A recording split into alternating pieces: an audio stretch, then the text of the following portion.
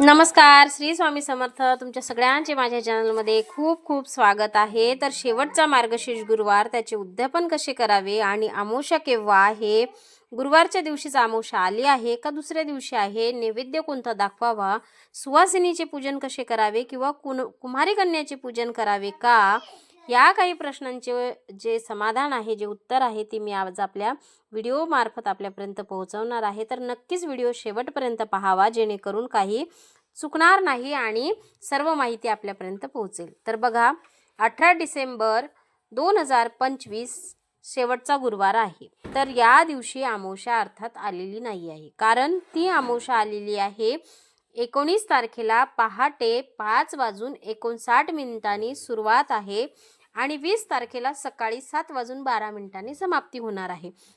म्हणून 18 तारखेला गुरुवारी अमावस्या नाही आहे, ती रात्री लागणार आहे, म्हणजे उत्तर रात्री सकाळी सकाळी पहाटे लागणार आहे. त्या कारणानं अमावस्या आहे ही गुरुवारी आलेली नाही आहे. तर अर्थातच आपण मार्गशीर्ष गुरुवारचे उद्यापन आरामशीर 18 तारखेलाच करायचे आहे. त्यानंतर बघा, नैवेद्य कोणता दाखवायचा आहे. तर नैवेद्य आपल्याला देवीसाठी तिला आवडणारी खीर पुरी करू शकता. वरण भात भाजी पोळी केली तर मग तुम्ही त्यामध्ये शिरा बनवू शकता. एखादा गोड पदार्थ दुसरा बनवायचा असेल तर तुम्ही बनवू शकता, पण खीर ही बनवावीच लागणार आहे, कारण लक्ष्मी मातेला खीर अत्यंत प्रिय आहे. प्रसादामध्ये खीर बनवलीच पाहिजे. त्यानंतर बघा, सुवासिनी पूजन. तर सुवासिनी पूजन करत असताना आपल्याला हे पूजन तिन्ही सांजेला करायचं आहे.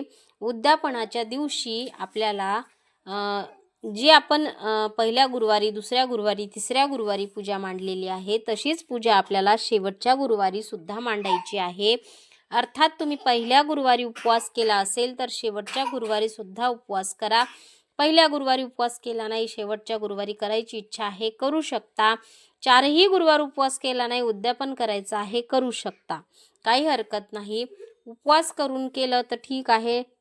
काही आरोग्याच्या तक्रारी असतील, त्या कारणाने उपवास झाला नसेल करणं, तरी सुद्धा तुम्ही मार्गशीर्ष गुरुवारचे व्रत करत असाल किंवा पूजा मांडणी केली असेल तर तुम्ही गुरुवारी, शेवटच्या गुरुवारी उद्यापन हे करायचेच आहे.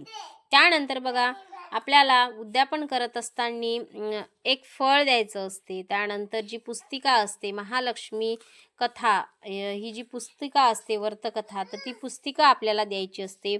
कुमारिका कन्याचे पूजन जर करत असाल तर ही पुस्तिका नाही दिली तरी चालेल, पण सुवासिनी कन्याचे पूजन, सुवासिनींचे पूजन जर तुम्ही करत असाल तर तुम्हाला महालक्ष्मी व्रतकथा ही पुस्तिका आवर्जून द्यायची आहे.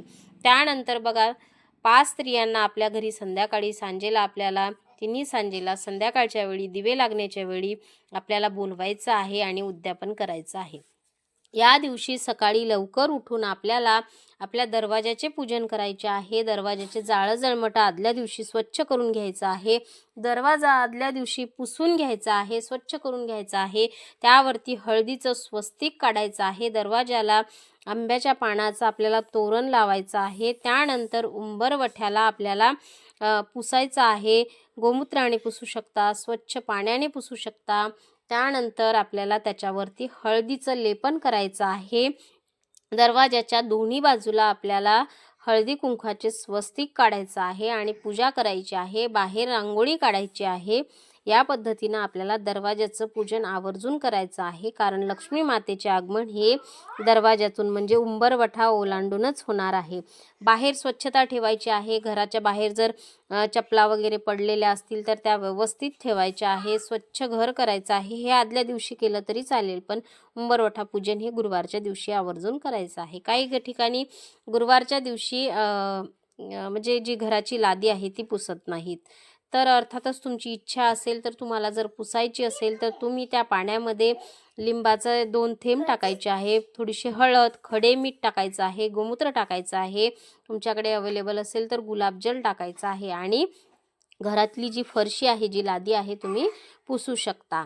त्यानंतर बघा, आपल्याला काय करायचं आहे, उद्यापन करत असताना संध्याकाळच्या तिन्ही सांजेला करायचं असते, कारण दिवसभर उपवास करून झाला, दुपारी पूजा झाली. कारण या ज्या व्रतकथा आपण ऐकतो, श्यामबालेची जी व्रतकथा ऐकतो, तर तिने हे बघा दुपारी पूजन केले होते आणि संध्याकाळी आरती वगैरे करून उद्यापन केले होते. त्या दिवशी जे युद्ध झालं होतं ते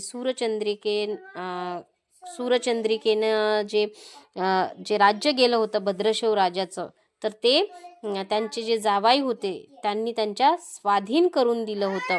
तर ते त्या दिवसाची शेवटची गुरुवारी ही सांगता झाली होती. बघा असं आहे पोथीमध्ये की मार्गशीर्ष महिन्यातला हा शेवटचा गुरुवार, लक्ष्मी व्रताचा शेवटचा दिवस, मंगलमुहूर्ताचा दिवस, मालधरानं भद्रशिवाचं राज्य त्याच्या स्वाधीन केलं. त्यानं या व्रताची सांगता झाली. राजा राणी सौराष्ट्रात आले. सूरचंद्रिकेनं पुन्हा लक्ष्मी व्रताचा वसा घेतला. तो अजन्म पाळला. घरची स्थिती सुधारली. राजाचे 7 पुत्र दूर देशाहून अचानक घरी आले. त्यांना पाहून आई वडिलांना आनंद झाला. बघा तुम्ही जर हे व्रत करत असाल, पहिल्यापासून जर करत असाल, तर अर्थातच मधात सोडू नका. तुमचं आरोग्य व्यवस्थित नसेल तर अर्थात तुम्ही उपवास वगैरे करू नका, पण पूजन करा. 4ही गुरुवार पूजन करा. एखादा गुरुवार मासिक धर्म आला, काही अडीअडचण आली, मधात एखादा गुरुवार नाही झाला, ठीक आहे, त्या दिवशी उपवास करा. उपवास नाही शक्य, मनातल्या मनात माता लक्ष्मीचं स्मरण करा, पण तुम्ही तो गुरुवार असा मधात सोडून देऊ नका. उठणार नाही, मातणार नाही, घेतला वसा टाकणार नाही, असं या म्हणजे जे काही पुस्तिका आहे, जे काही पोथी आहे, त्यामध्ये जी कथा आहे त्याच्यामध्येच सांगितलेलं आहे की ह्या ज्या व्रत आपण जर पहिल्यापासून करत असेल तर अर्थातच शेवटपर्यंत आपण हे व्रत केलं पाहिजे. व्रत बंद नाही केलं पाहिजे. पहिला गुरुवार केला तर 4ही गुरुवार आपण हे व्रत केलं पाहिजे. त्यानंतर 4थ्या गुरुवारी अर्थात की एखाद्या वेळेस 5ही गुरुवार येतात, तर शेवटच्या गुरुवारी आपण उद्यापन करायचं असतं. तर उद्यापन करत असताना सुवासिनींचं पूजन महत्त्वाचं सांगितलेलं आहे. गाईचं पूजन महत्त्वाचं सांगितलेलं आहे. काही ठिकाणी सुवासिनींचं पूजन होतं, पण गाईचं पूजन होत नाही. तर गाईमध्ये 33 कोटी देवी देवतांचा वास असतो, तर गाईचं पूजन सुद्धा करणे महत्त्वाचे तेवढेच आहे. गाईला सुद्धा एक नैवेद्याचं, आपण जे एका माणसाचं जेवण असते तेवढं आपण गाईला या दिवशी नैवेद्यामध्ये दाखवायचं असते. घरामध्ये जे काही बनलं असेल, वरण भात भाजी पोळी, एखादा गोड पदार्थ, अर्थातच तुम्ही खीर नक्कीच बनवा. खीरचा पदार्थ माता लक्ष्मीला खूप आवडता आहे, त्या कारणाने खीरसुद्धा बनवायची असते. तर बघा आता मासिक धर्म आला असेल किंवा सुतक असेल किंवा विटाळ असेल, तर तुम्ही सुतकमध्ये हे नाही करू शकणार, तर तुम्ही काय करायचं, पौष महिन्यात एखादा गुरुवार येईल तर त्या गुरुवारी अर्थात पहिला गुरुवार, दुसरा गुरुवार, या गुरुवारी हे उद्यापन करायचं असते.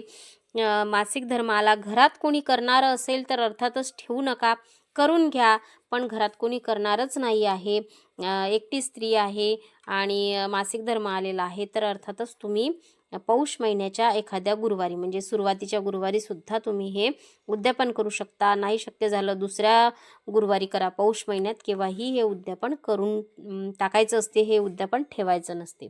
अशा पद्धतीने आपल्याला उद्यापन करायचं असते. अमावस्येचा जो काही हे आलेला होता की अमावस्या केव्हा आहे, ते सुद्धा मी व्हिडिओत सांगितले आहे की अमावस्या केव्हा आहे. त्यानंतर बघा उद्यापन करत असताना आपल्याला जर समजा कुमारिका कन्येनं जर व्रत करत असेल तर अर्थातच कुमारिका कन्येचंच पूजन करावं असं सांगितलं जातं. सुवासिनी स्त्रिया व्रत करत असताल तर त्यांनी सुवासिनी स्त्रियांचं पूजन करावं असं सांगितलं जातं. पण जे मिळेल ते त्याचंही पूजन आपण करू शकतो का, कारण नवरात्रामध्ये बघा कुमारिका पूजनाला खूप महत्त्व दिलेलं आहे. त्या कारणाने बघा सुवासिनी मिळाल्या तर सुवासिनीचं पूजन करा, कुमारी कन्यांचं पूजनसुद्धा करू शकता. पण कुमारी कन्या जर करत असेल व्रत तर तिने कुमारी कन्याचंच पूजन करावं. त्यानंतर बघा या दिवशी ज्या कोणी आपल्या घरी स्त्रिया येणार असताल त्यांना थोडी खीर द्या, प्रसाद म्हणून थोडी त्यांना खीर द्या. किंवा त्यानंतर बघा एखादं फळ द्यायचं आहे, सुवासिनी 2 आणा किंवा 5, 9, 7 या पद्धतीने तुम्ही हळदी कुंकाला बोलवू शकता. त्यांना एक फळ द्यायचं आहे. त्यानंतर ही महालक्ष्मी व्रत कहाणीची पुस्तिका द्यायची आहे, त्यावर एक फूल ठेवा.